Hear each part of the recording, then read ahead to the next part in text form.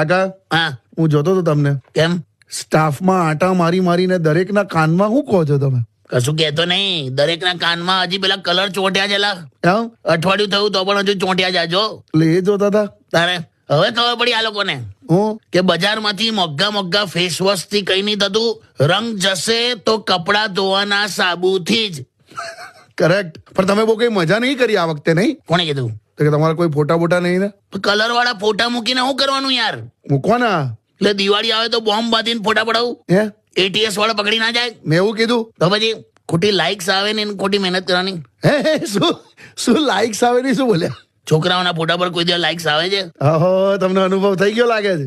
આપણે છે ને નાનાના ઘરે જઈએ ને હા તો નાના ગમે તેટલા એમની બહાદુરીના કિસ્સા સંભળાવે ને પણ તો પણ કહેવાય નાનીનું જ ઘર. કરેક્ટ બધા નાનીનું ઘર એવું જ બોલે. કરેક્ટ. બસ એમ જ આ સોશિયલ મીડિયા એટલે નાનીનું ઘર ભાઈ. નાનાએ ખાલી આ લાઈક કર્યા કરવાનું.